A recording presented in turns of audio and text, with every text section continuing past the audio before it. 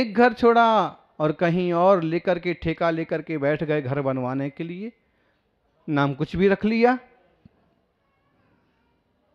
वो मार्ग जिन शासन का नहीं है।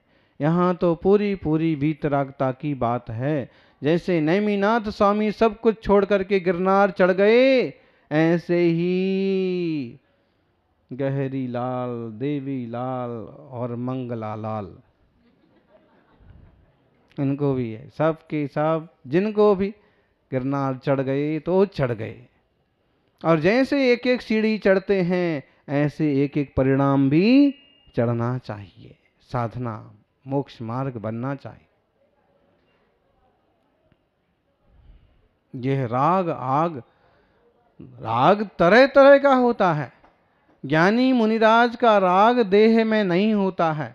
देह पर मल चढ़ गया तो भी कोई राग या द्वेष नहीं, और देह से मल उतर गया तो भी देह से कोई राग नहीं। किसी ने भैया वृत्ति करके मैल उतार दिया तो उसकी रखवाली करते भी नहीं बैठेंगे कि ये मत छुटा, इधर हाथ मत लगा। किसी ने कोई कर रहा है अपने योग्य अपने ढंग से, वो अपना कार्य करे, मैं तो उससे भी निष्प्रह हूं। गुरुवर सन्मति सागर जी की साधना के अंतिम वर्षों में कभी उनकी नाक बह करके भी बाहर आ जाती थी ना, तो उसको भी नहीं पहुंचते थे। क्या आप कहोगे ऐसे गंदे रहते थे? ऐसे गंदे रहने की बात नहीं है, उसमें भी उनका राग और द्वेष का परिणाम जैसे नहीं रहा। बह रही है, बह रही है। पुद्गल का जो काम हो रहा है, हो रहा है, हो रहा है। कभी ज्यादा ऐसे कुछ लगा तो अपने हाथ पर ही ऐसे पहुंच दिया। वस्त्र या कपड़े का टुकड़ा तो यूज करते ही नहीं थे, अब कोई कहे कि है गंदा हाथ पर लगा दिया। सहज प्रवृत्ति, शरीर पर मेल होना चाहिए, इसे कोई हाथ ना लगा दे, इसे कोई छुटा ना दे, ऐसा भी ज्ञानी का कोई परिणाम नहीं होता। और मैं चमकता रहूं, मेरी फोटो सुंदर आए, ऐसा भी कोई ज्ञानी मुनि का परिणाम नहीं होता। ऐसी विरागता की साधना मुनिगण करते। जिन त्यागियों के पास वस्त्र होते हैं, वो वस्त्रों में भी बहुत नहीं उलझते हैं कि मेरी दुपट्टा एकदम चमकदार होना, मेरी लंगोटी सबसे अलग दिखना, अरे धोने वाले ने उसकी लंगोटी अच्छी धो दी और मेरी मैली धो दी। ऐसे नहीं करते परिणाम। जो है सो है। पुद्गल का काम पुद्गल में, और जानन आत्मा का काम समझना।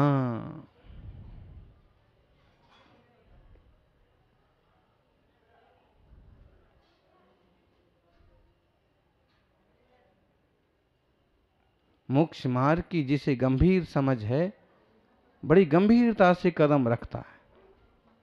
आज तो हम देखते हैं लोग कैसी टुच्ची बुद्धि के लोग जरा जरा सी बातों को लेकर के बखेड़ा कर देते।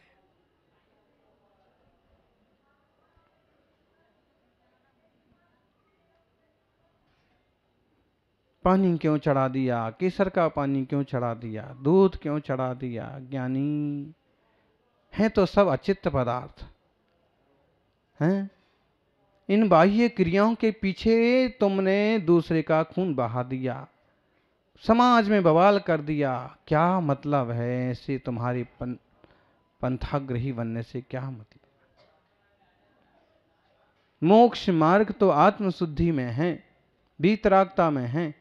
बाह्य क्रिया कांड तो सिर्फ निमित्त हैं, सहयोगी साधना मात्र है।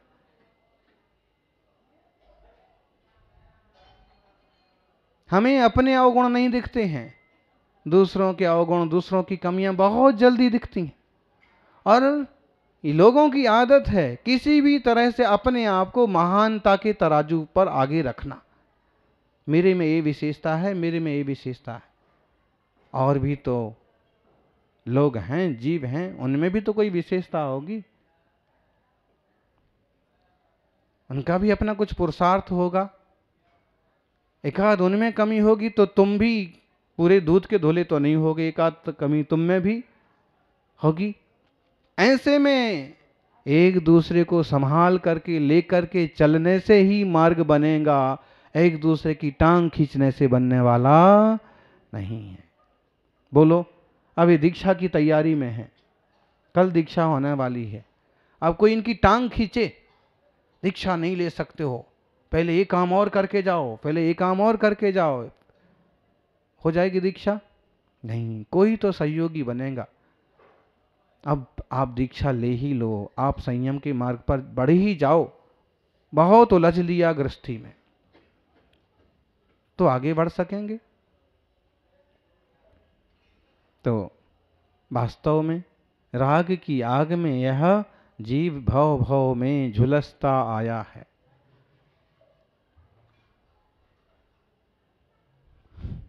किसी का बड़प्पन सहन नहीं होता है, किसी का अगुआपन सहन नहीं होता है। ये क्या है?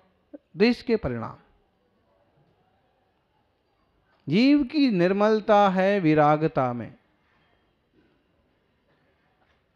नेमिनाथ स्वामी ने देखो तो राजुल जैसी नार छोड़ी, कितने सारे गीत रचे गए हैं।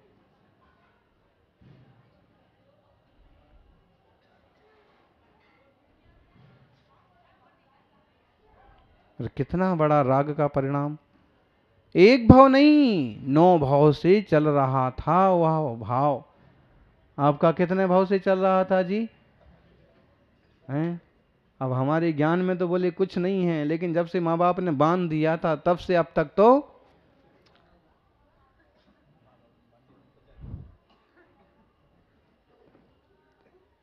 आपका तो समझ लो कि ये भाव है, लेकिन वह कितने भाव वाले जीव जब वैराग्य का परिणाम आया तो नेमिनाथ स्वामी ने कुछ भी नहीं गिना।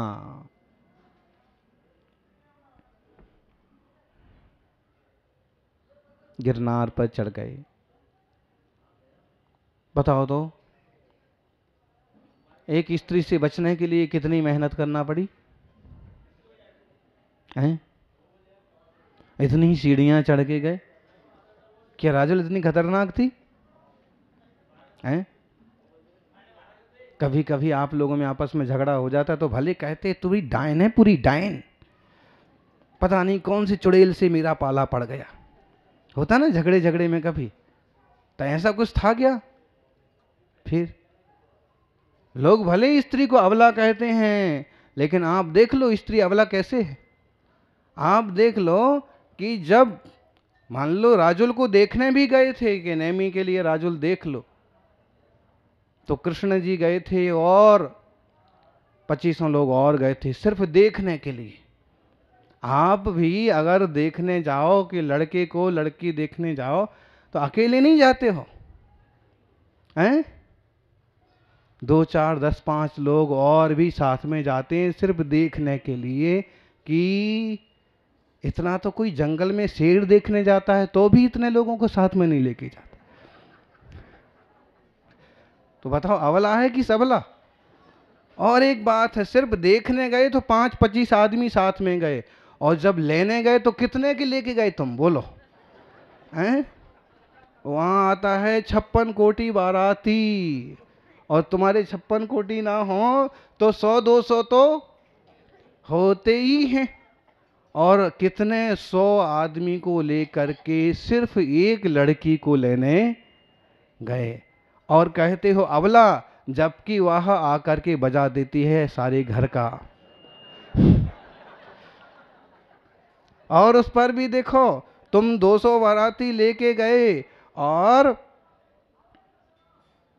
जाते ही जब वो आती है लड़की शादी करके तो वो अकेले यूं सीना तान के आती है, और तुम भले घोड़े पर गए हो लेकिन उसको लाते हैं तो पालकी में बिठा करके लाते हैं, शान से आते। और जब देरी पर पांव रखती है तो पहले उसका मुंह मीठा करते हैं, बेटा घर में मीठा मीठा बोलना। स्त्री सबला है कि अबला है? अबला है कि सबला है? वास्तव में मातृशक्ति की भी एक महिमा भारतीय संस्कृति में कही। नेमिनाथ भयभीत नहीं हो गए हैं, वो एक तरह से विरक्त हो गए। अब किसी तरह के विकल्प में उलझना नहीं है। मेरे कारण से कोई दुखी हो, मेरे कारण से कोई परेशान हो, अब मुझे वह नहीं चाहिए। और मैं भी किसी तरह के विकल्पों में उलझूं, विवाह आदि के विकल्प में, किसी के रोने धोने के विकल्प में उलझूं, वह मुझे पसंद नहीं। और कहाँ चले गए? पहाड़ चढ़ गए पूरा। लेकिन लोग भी बड़े विचित्र होते हैं। राजुल भी बड़ी विचित्र थी, वो भी चढ़ कर के आखिर पहली टोंक तर तो पहुंच ही गई।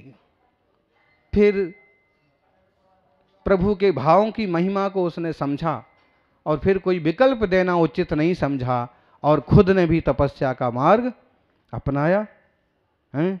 अब हम भी चले जाते हैं जंगल में, तो कभी ये मुंबई वाले पहुंच गए आज, अच्छा था कि आज शेर नहीं था।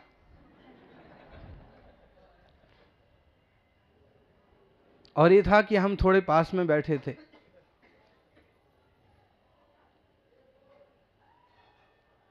क्यों चले जाते हैं जंगल में, क्यों चले जाते हैं ऊपर, क्यों इतने ऊपर चढ़ गए हैं?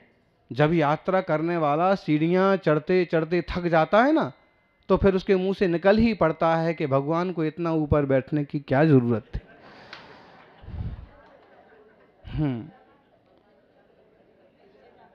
लेकिन वास्तव में ऐसा उनको कोई विकल्प नहीं था। उनको सिर्फ ये था कि जितना ज्यादा दुनियादारी से दूर रहो उतना अच्छा।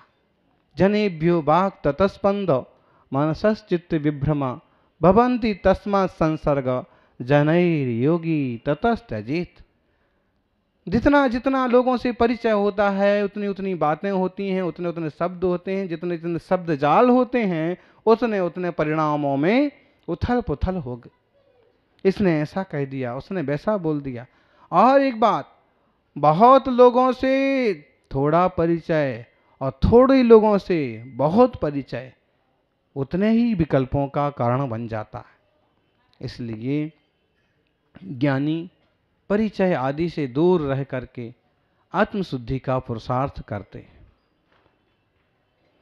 सारी रिश्तेदारों को बुलाने की जरूरत नहीं है। ये तो हमारा ही आत्मा तैयार हो जाए और हमारे निकटवर्ती लोग ही इस देहधारी को आज्ञा दे देवें कि हाँ जाओ ज्ञानी, आत्म कल्याण करो, यही बहुत है। आत्मार्थी सज्जनों,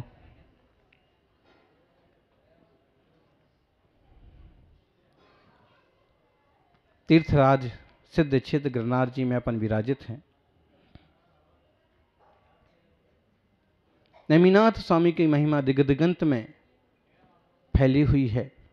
22वें तीर्थंकर, उनके संबंध में एक कविता भारतीय ज्ञानपीठ से प्रकाशित सुनील प्राकृत समग्र में छपी हुई।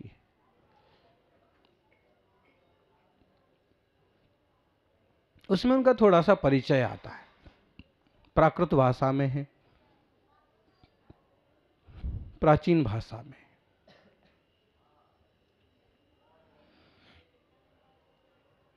बसंत तिलका छंद में।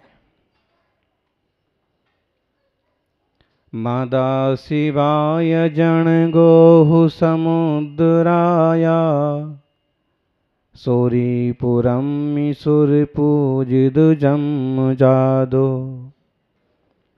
धन्नाधराय जदुवंशय सूरसेनम वंदामि मुक्तिपहनाय गणेमिनाहम। मुक्तिपथ नायक नेमिनाथ को नमन करता हूं, वंदन करता हूं। मुक्तिपथ नायक मतलब स्वतंत्रता के नायक, देश के नायक, जन नायक, ऐसे बहुत सारे शब्द हैं ना। ऐसे ही मुक्ति पथ के नायक माने नेता, अगुआ, तीर्थंकर। तीर्थंकर तीर्थम करोति तीर्थंकरः, तीर्थ को जो बनाते हैं, तीर्थ जहां से तैरा जाए, पार हुआ जा सके, उस स्थान को कहते हैं तीर्थ। नदी में घाट बनाते हैं, इधर से उतरना और उस तरफ वहां से निकल जाना। सब तरफ से नदी में नहीं उतरा जा सकता है, सुनिश्चित स्थान होता तो ही पार हो सकते हैं। ऐसे ही तीर्थंकर प्रभु भी सुनिश्चित मार्गदर्शन करते हैं। मुक्ति पथ नायक मादा शिवा। कौन थी माँ? बोलो माताओं। हे माता, तुमको कुछ नहीं आता। अरे माता को बहुत आता है। छोटे छोटे बच्चों को कैसे बड़ा कर देते हैं, और माँ ना हो तो बच्चे का पता नहीं क्या हाल हो। हर बच्चा तीर्थंकर नहीं है कि देवता भी आकर के नमन करें, देवियां भी आके सेवा करें, सौधर में इंद्र ले जा करके ऊंचे सुमेरु पर्वत पर अभिषेक करें, बाद में आकर के 10 भावों का आनंद नामक नाटक करें, नृत्य गान करके माता पिता को पुत्र सौंपे। ऐसा किसका भाग्य है? एक तीर्थंकर होते हैं अरबों खरबों जीवों में, अरबों खरबों वर्षों बाद। लोकोद्धारक ऐसी माता शिवा माता, शिवा देवी। और पिता समुद्र विजय, समुद्र को जीत लेने वाले। अब देखो तो समुद्र को जीता ही तो था। माना कि कृष्ण जी बहुत फेमस हो गए, प्रसिद्ध हो गए, लेकिन द्वारिका जब बसी तो समुद्र पर कब्जा करना या समुद्र में भवन बनना द्वारिका की रचना होना, चूंकि कुबेर और देवताओं ने की। लेकिन उस समय राज्य के मुखिया कौन थे? कौन थे? उस समय कृष्ण जी मुखिया नहीं थे, उस समय मुखिया थे समुद्र विजय, सबसे बड़े पिता कृष्ण जी के ताऊ। समुद्र पर विजय प्राप्त की उन्होंने, समुद्री विजय पिता थे। सौरीपुरम सुर पूजित जन्म जादो, सौरीपुर में उनका जन्म हुआ था। आज भी सौरीपुर वटेश्वर का सुंदर मंदिर लोगों को आकर्षित करता है। ये तो पता नहीं काल का कैसा दुर्भाग्य है, प्रभाव है कि तीर्थंकर पुरुषों की, महापुरुषों की जन्म भूमियां, मोक्ष भूमियां जैसे सब अस्त व्यस्त जैसे हो गए। एक बनारस, एक अयोध्या का थोड़ा अस्तित्व है, बाकी आज हम सौरीपुर को ढूंढने जाएं तो बड़ा मुश्किल है। फिर भी कई चिन्हों से अपन मान्यता करते हैं। धन्ना धराय यदुवंश सूरसेनम, सूरसेन देश धन्य हो गया। यदुवंश, यदुवंश कुल तिलक नेमिनाथ।